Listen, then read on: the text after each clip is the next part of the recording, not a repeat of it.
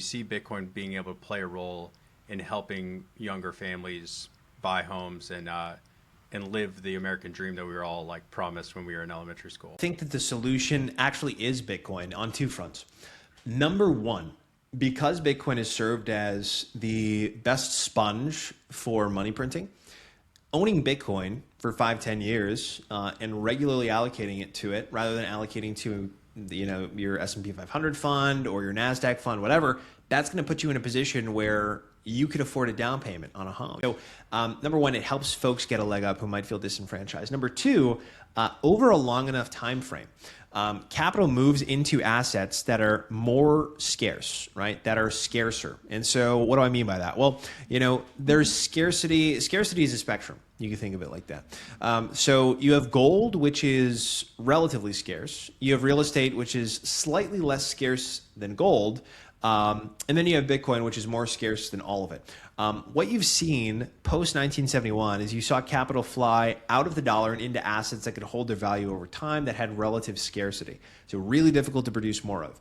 Gold has and still is difficult, has been and still is difficult to produce more of. So obviously it's been a tremendous store of value post 1971.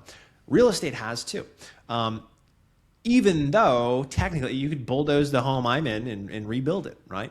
And even still in the United States, new neighborhoods are being built all over the place. Maybe not in places like the Northeast and Southern California and what have you, but you go to Florida, there's a brand new neighborhood cropping up every other week. You go to the Midwest, you go to Colorado, there are new neighborhoods being popped up every other week. So we still have plenty of land to build homes on, but basically, after we decoupled from gold, after the dollar decoupled from gold, capital needed a place to go. And so it went to real estate and it went to gold. Fast forward to 2009, now we have a better store of value. And so Bitcoin, slowly but surely, is siphoning away the excess monetary premium that has been trapped in gold and real estate over time. And so over a long enough time frame, relative to wages, home prices will actually go down, right? And particularly in Bitcoin terms too. So the idea is that because Bitcoin now exists, a lot of the monetary premium currently embedded in global real estate, which is anywhere from 35 to 50% of home values across the United States, will be siphoned into Bitcoin. I'm of the belief that like gold and Bitcoin are going to continue doing extremely well.